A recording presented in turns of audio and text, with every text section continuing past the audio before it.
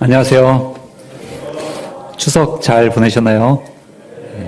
오늘 예배 드리고 내려가는 분들도 아마 계실 것이라고 생각이 됩니다. 이렇게 아름다운 가을 날씨를 허락해 주시고 아름다운 달 날씨 허락해 주신 하나님께 정말 감사합니다. 오늘 2022년 누가복음 26강입니다. 말씀의 제목은 예수님의 제자가 되는 길이고 누가복음 14장 1절로 35절이고 요절은 33절입니다. 우리 요절 말씀 다 함께 읽어볼까요? 시작.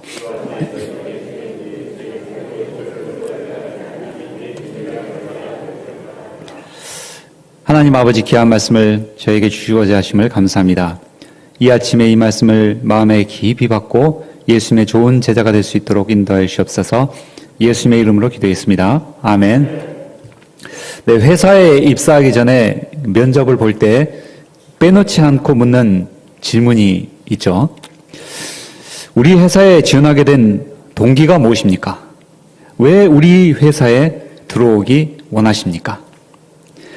어떤 피면접생은 이 질문에 답변하면서 자기가 지원하는 회사가 정확히 어떤 회사인지 무엇을 목적으로 세워진 회사인지 모르는 것이 드러나기도 합니다.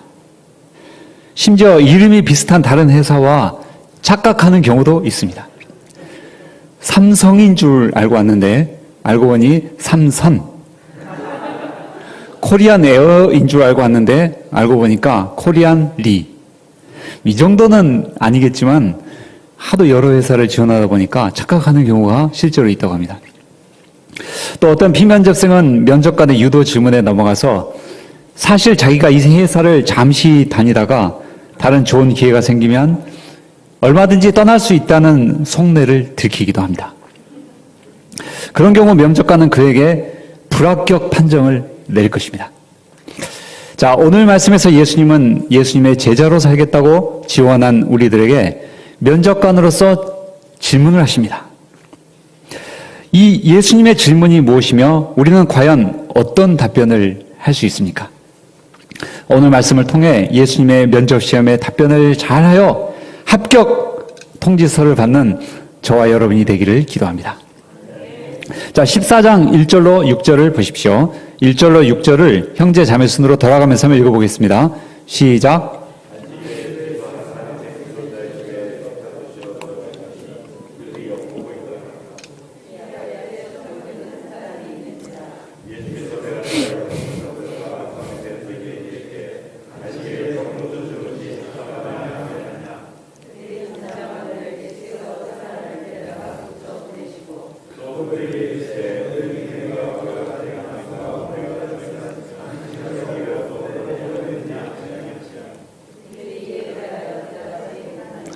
네, 어느 안식일이었습니다.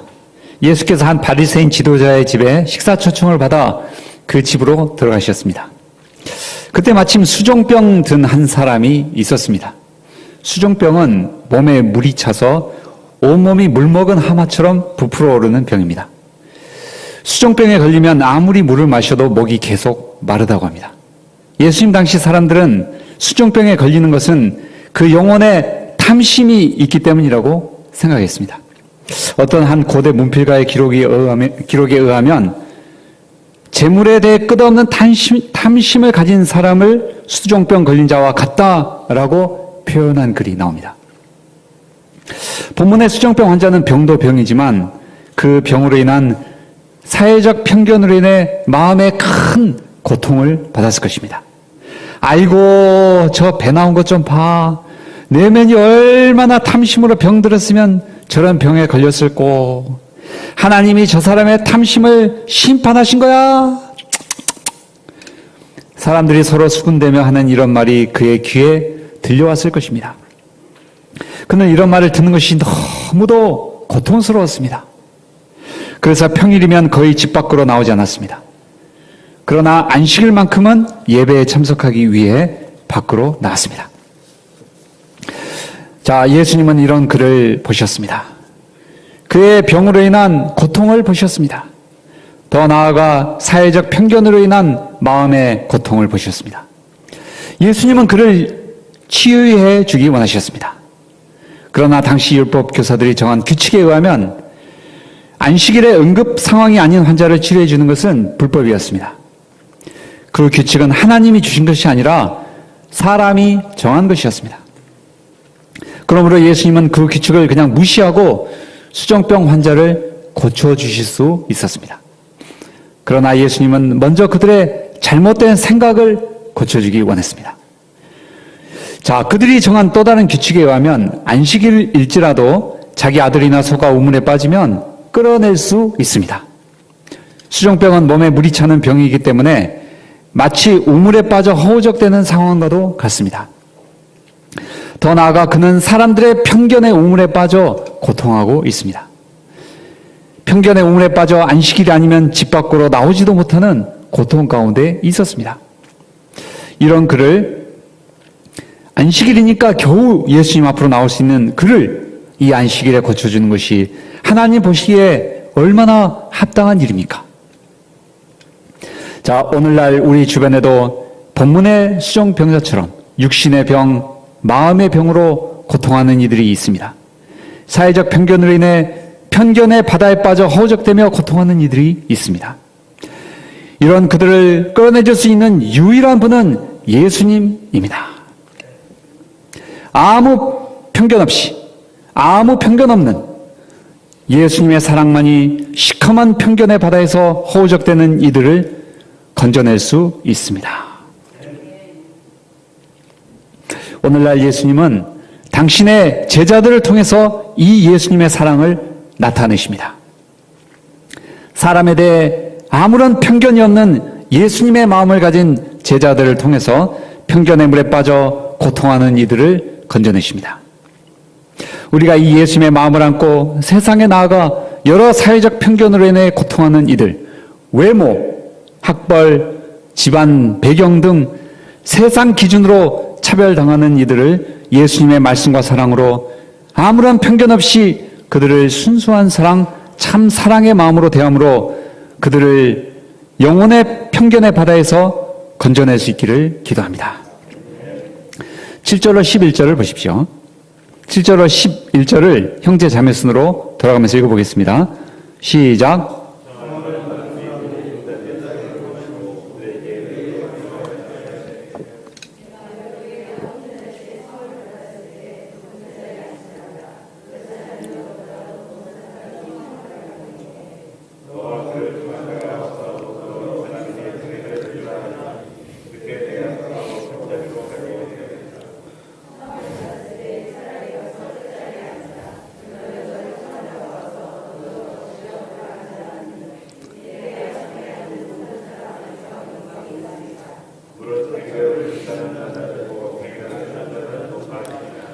네.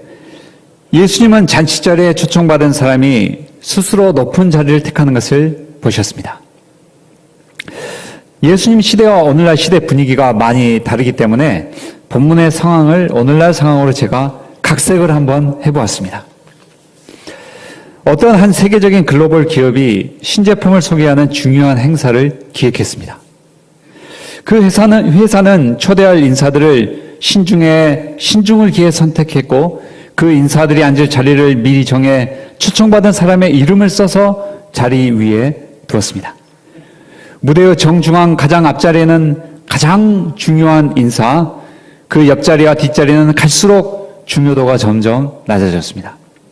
자, 마침내 행사 시작 시간이 되었습니다. 그런데 이게 웬일입니까?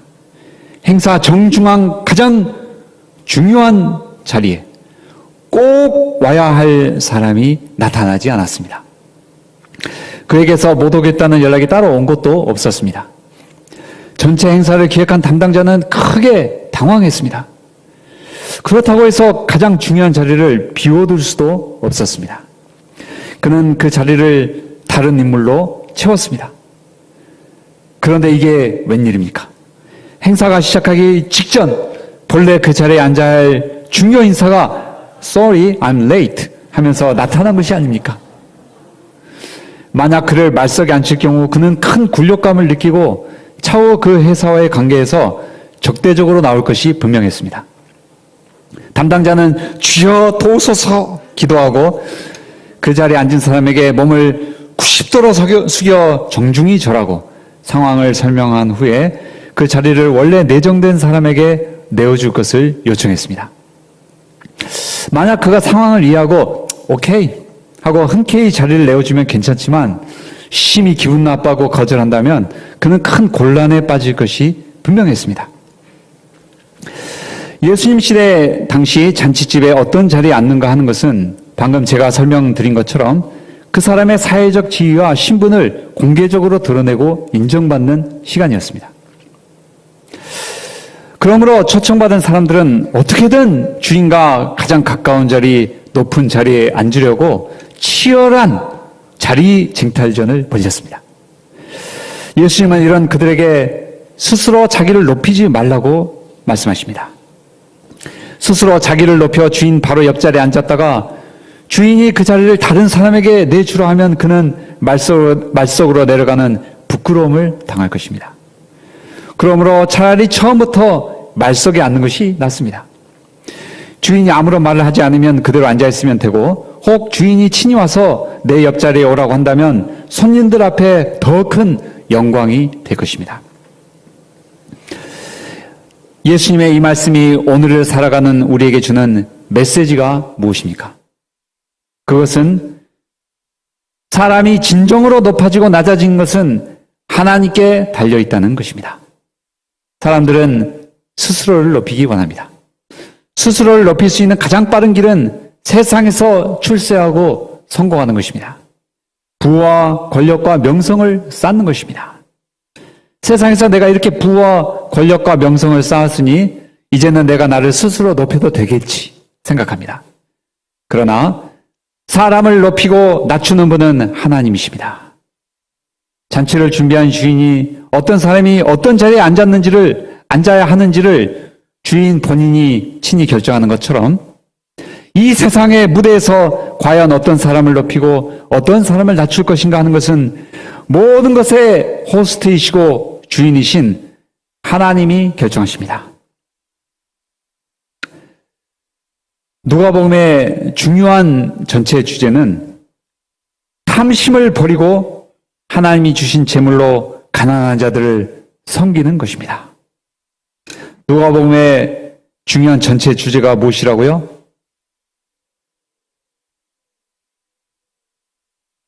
네. 제가 누가복음 말씀을 공부하기 전에 개인적으로 서론을 연구해서 우리 동료 목자님들하고 같이 이걸 나누는 시간을 가졌는데 제가 누가복음의 주제가 개인적으로 탐심을 버리고 하나님이 주신 재물로 가난한 자들 섬기는 것이라고 하니까 정말 그러냐고 뭘 근거로 그렇게 얘기하냐고 해가지고 설명하는 시간을 가졌습니다. 사람들은 이 세상에 쌓은 부와 재물을 근거로 자기가 높아졌다고 생각합니다. 그러나 실상 높은 사람은 하나님이 주신 재물로 가난한 자들을 섬기는 사람입니다. 나는 아무런 자격이 없는데 하나님이 나에게 이런 큰 은혜를 주셨다고 생각하고 하나님이 나에게 주신 젊음과 귀한 것들로 가난한 영혼, 병든 영혼을 위해 아낌없이 쓰는 사람이 하나님이 높이시는 사람입니다. 여러분에게 어떤 하나님이 주신 은혜가 있습니까? 젊음이 있습니까? 그 젊음을 가난한 영혼, 병든 영혼들을 위해 아낌없이 쓰십시오. 부와 물질이 있습니까? 그 부와 물질을 가난한 영혼, 병든 영혼들을 위해 아낌없이 쓰십시오. 명예와 권세가 있습니까? 그 명예와 권세를 가난한 영혼, 병든 영혼을 위해 쓰십시오. 하나님께서 여러분들을 높이실 것입니다. 12절로 14절 말씀을 보겠습니다. 12절로 14절을 형제 자매순으로 한번 읽어보겠습니다. 시작.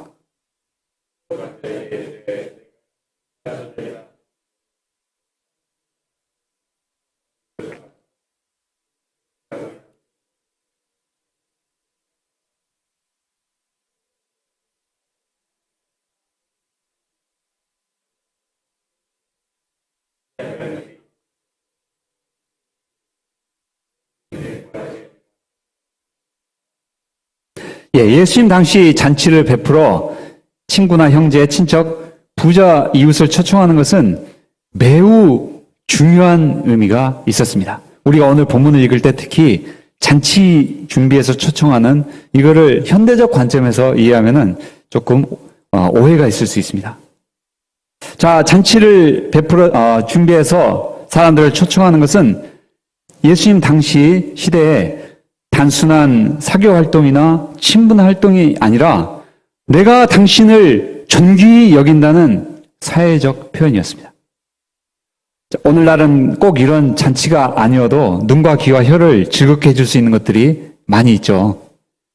그렇게 큰 돈이 아니어도 어느 정도 큰맘 먹고 한 1년에 한 번 정도는 제가 인터넷에 찾아봤더니 63빌딩에 있는 고급 뷔페 식당 주말에 성인 한 명에 13만 원.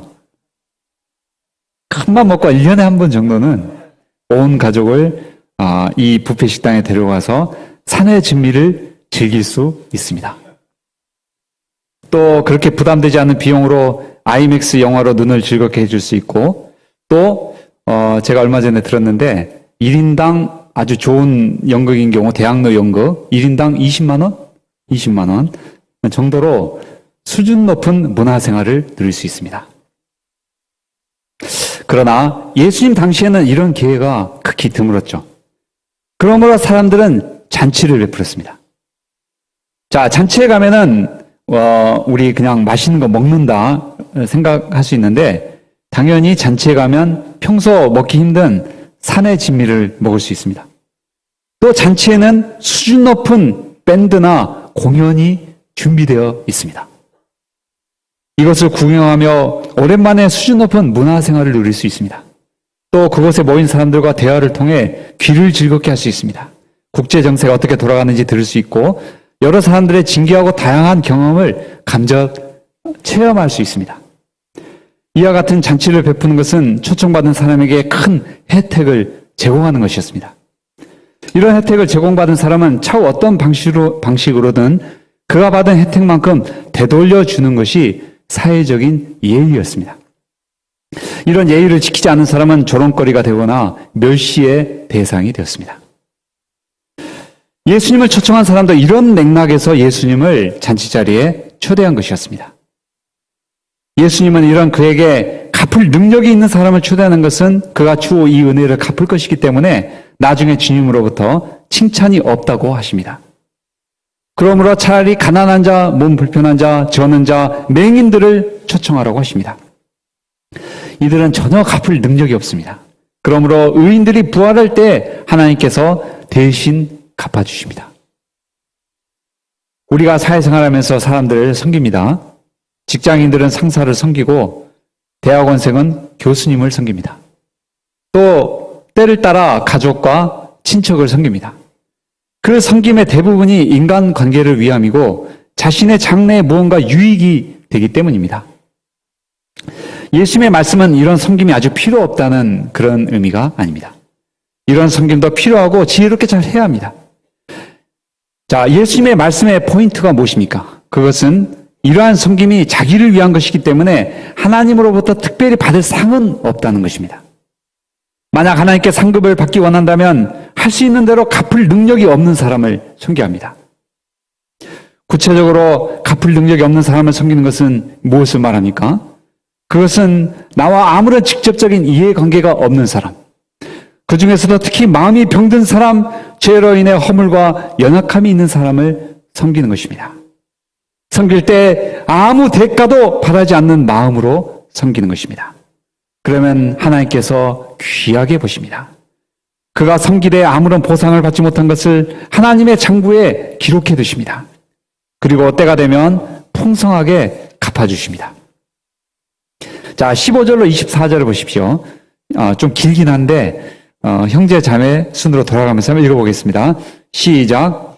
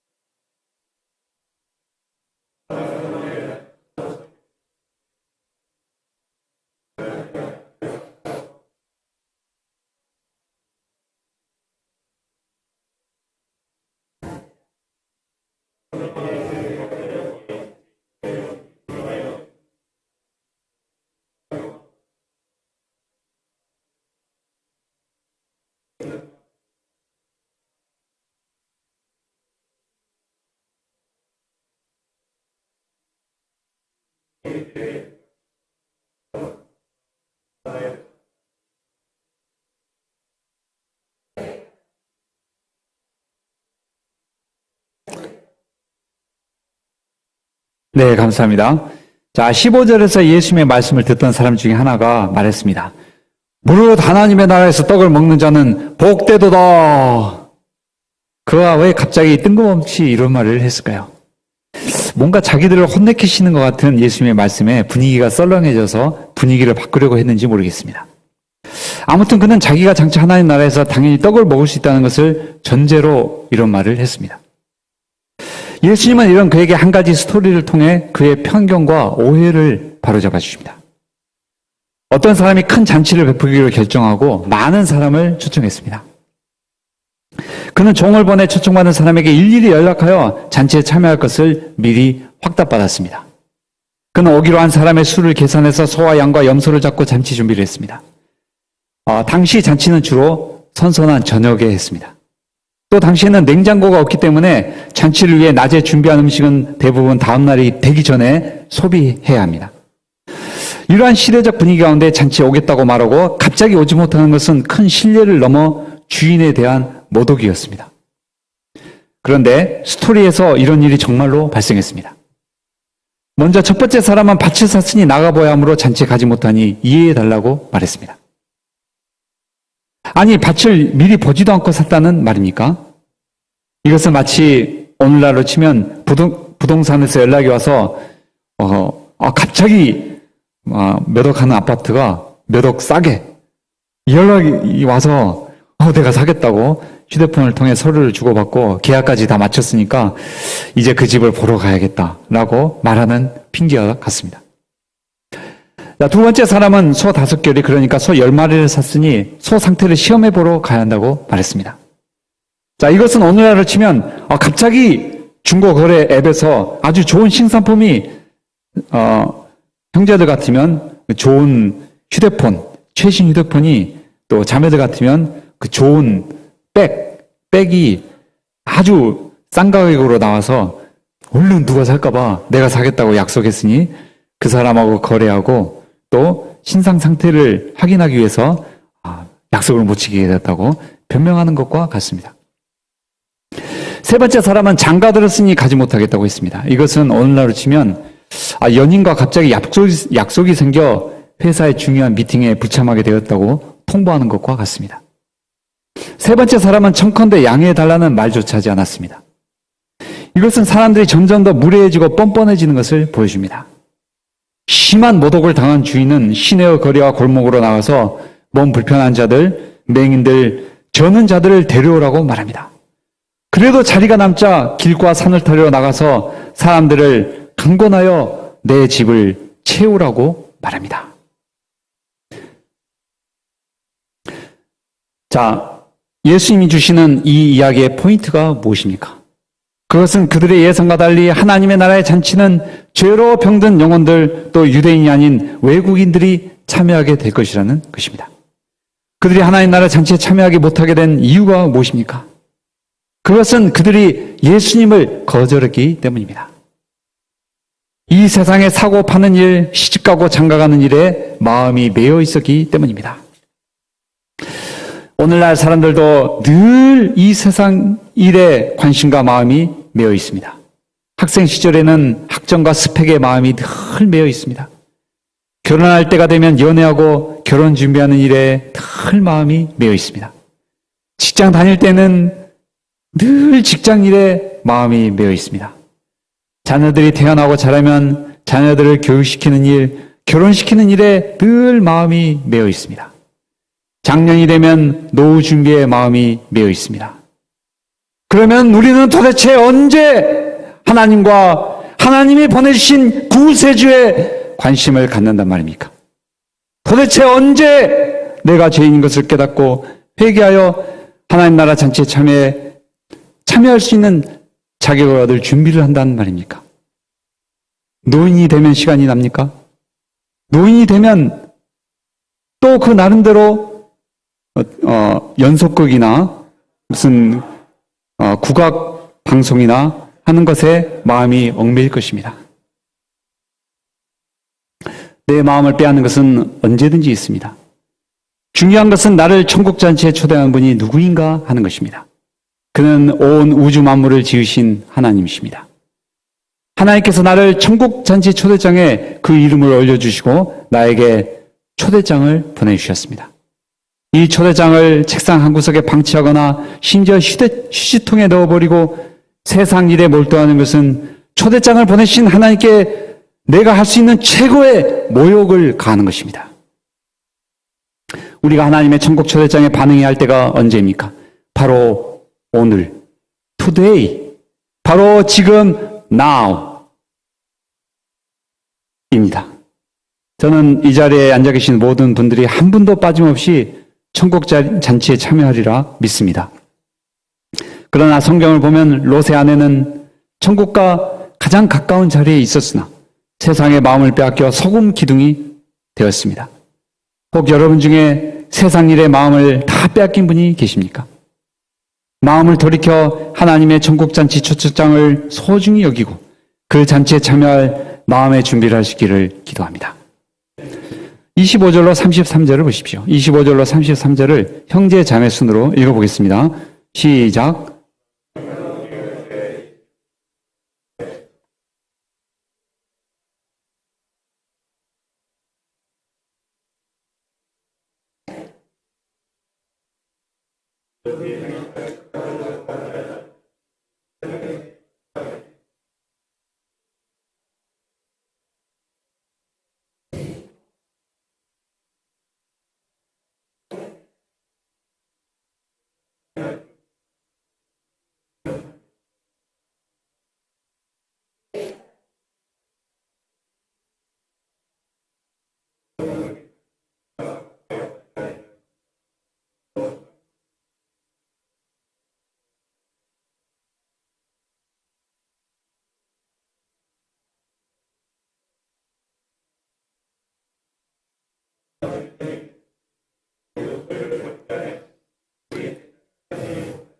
네, 오늘 말씀의 결론으로 예수님은 자기를 따르는 제자들에게 어떤 마음의 자세를 가져야 할지 말씀해 주십니다.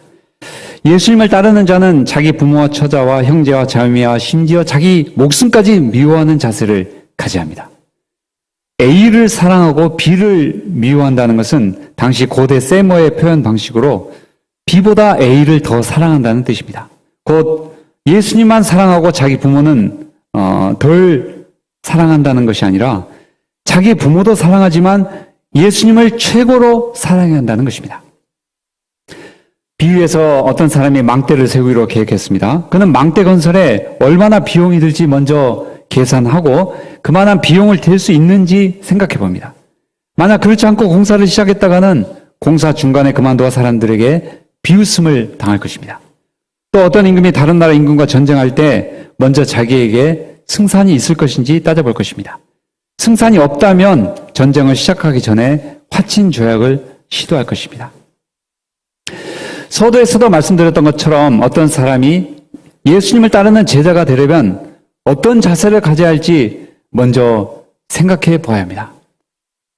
예수님의 제자는 어떤 자세를 가져야 합니까? 예수님의 제자는 예수님을 최고로 사랑하고자 하는 자세를 가져야 합니다.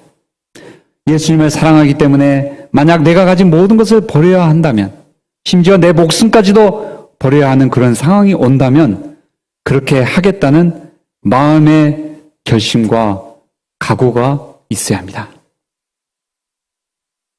2000년 기독교 역사를 살펴보면 진정한 예수님의 제자들은 다 그러한 사람들이었습니다. 그들은 예수님 한 분을 소유하기 위해 필요하다면 모든 것을 다 버릴 수 있었습니다. 심지어 자기 목숨까지도 버릴 수 있었습니다. 오늘날은 2000년 전과 달리 기독교인이라고 해서 특별한 사회적 박해나 불이익은 없습니다. 그러나 정말로 주님의 말씀대로 순종해서 살아야 한다면 여러 어려움이 찾아옵니다. 오해를 받을 수도 있고 미움을 받을 수도 있습니다. 그런 오해와 미움이 두려워 주님 뜻대로 살기를 포기한다면 참된 예수님의 제자가 될 수 없습니다. 34절, 35절은 바로 그러한 결단과 자세를 가진 사람들이 세상의 소금이 되는 것을 말씀합니다. 결론입니다. 예수님을 따르는 예수님의 제자는 내가 가진 모든 것, 심지어 내 생명보다도 예수님을 더 사랑해야 합니다. 그를 위해 모든 것을 잃게 되면 이루리라는 마음의 각오와 결단이 있어야 합니다. 우리가 다 이러한 결단을 할 수 있기를 기도합니다. 14장 33절 말씀을 읽겠습니다. 시작.